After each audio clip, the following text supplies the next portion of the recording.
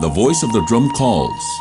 It sings a song of those who came before us and those to come. A song of survival and strength. A song of participation and voice. A song that calls us together.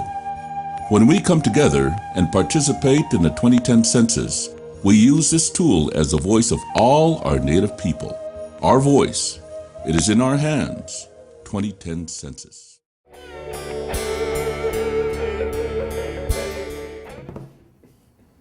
Welcome to this edition of the Native News Update on this Friday, May 21st. I'm your host for today's program, Paul DeMain. Many of the stories read here can also be found at our website at IndianCountryNews.com. And here are the latest news stories from the Associated Press and other Native news sources. A Navajo Presidential Hopeful has filed an expected challenge to tribal President Joe Shirley's bid for a third consecutive term and contends Shirley is breaking the law on term limits. We have a law that says 2 terms. That's it, Jerry Todashini of Shiprock, New Mexico, said May 19th, the deadline to file grievances against anyone seeking elected office. Todashini said he wants Shirley removed from the race. Shirley has said the law on term limits is unjust and vowed to fight it. This is an office that belongs to the people, he said in announcing his campaign earlier this month. Shirley served on the tribal council when it restructured the government under 3 branches, creating the tribal presidency and later enacting the 2-term limit. Todashini says that shows Shirley should know better than to seek another term. Shirley has said he doesn't see his choice to run as an act of defiance, but as heeding the wishes of the Navajo people. Hopi lawmakers dismissed the tribe's top attorney and suspended its treasurer and secretary recently in the latest political shakeup on that northern Arizona reservation. The tribal council voted during mid-May to cancel the contract for Scott Courte, who has been the tribe's general counsel for nearly 2 decades. It also voted to suspend longtime tribal secretary Mary Felter and treasurer Russell Mokta with pay. The votes came after what council member Leroy Samatsakuku, who is co-sponsoring the action, said were years of the 3 disregarding ethics and tribal laws. Canty dismissed the assertion, saying it boils down to a power struggle by the tribal chairman and his supporters on the council.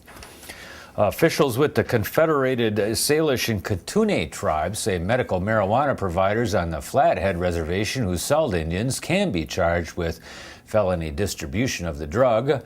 CSKT spokesman Rob McDonald said that after consulting with elders, the tribal council retained its policy that makes the possession or sale of marijuana a criminal offense. McDonald says the elders agreed marijuana has no cultural significance.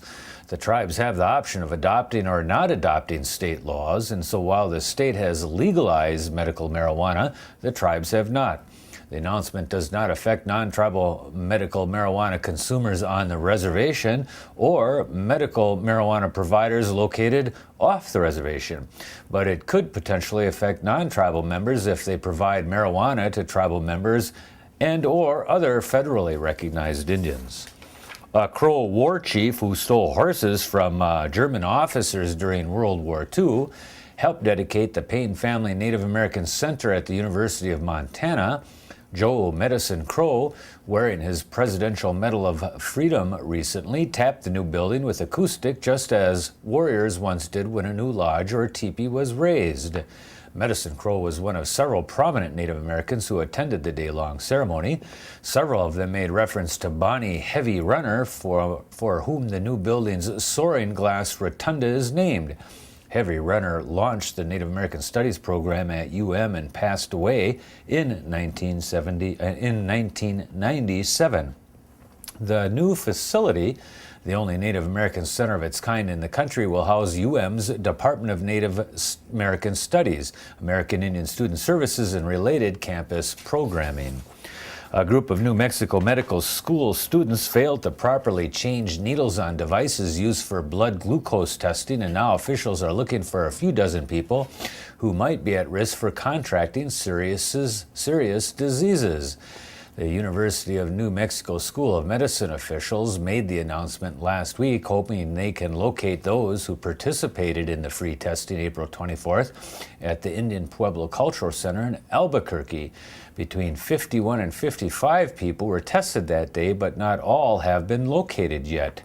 Basically, we've got the students who are trying to do something good and just didn't go about it the right way, said Sam Guillermo, a spokesman for UNM's Health Sciences Center.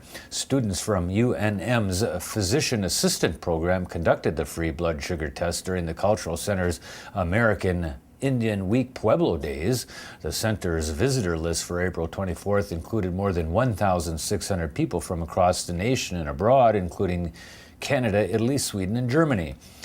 McCullough said the center learned about the testing mistakes May 10th and has joined UNM in trying to inform people about the incident. Notices have been sent to tribal officials, the Indian Health Service, tourism organizations, and other news media organizations as well. New Zealand's leaders apologized this month for joking that he would have been part of the meal had he attended a dinner with the Maori tribe, whose history includes cannibalism. Prime Minister John Key's quip further sour relations with the Tuho people that are already strained over their bid to win back ownership of tribal lands confiscated by a settler government 150 years ago.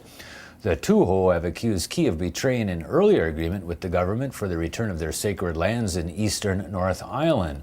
Key was addressing a tourism conference when he made the reference to the dispute about having a meal with leaders of the tribe. The leaders there have indicated that that particular tribe and its cannibalism probably ended over 200 years ago. And again, lots of veterans from the Vietnam era and just lots of veterans are gathering in Green Bay, Wisconsin for the LZ Lambeau event that continues through the weekend, with most of the Native American honoring events on the morning of May 22nd, starting around 9 a.m. Author and Vietnam vet Jim Northrup is slated to speak later in the evening. The Oneida Nation has put out an invitation for veterans to participate in a Wiping of Tears event at the Oneida Nation Veterans Memorial Wall at the corner of Highway 54 and Pleasant Lane at 3:30 p.m. on Sunday, May 23rd. The Wiping of the Tears is a ceremony practiced for many years, used to console warriors returning from battle and their families. It is open to the public, Native and non-Native veterans. And that is the latest roundup of news from Indian Country on this edition of the Native News Update. Miigwech for joining with us today. Come back again soon.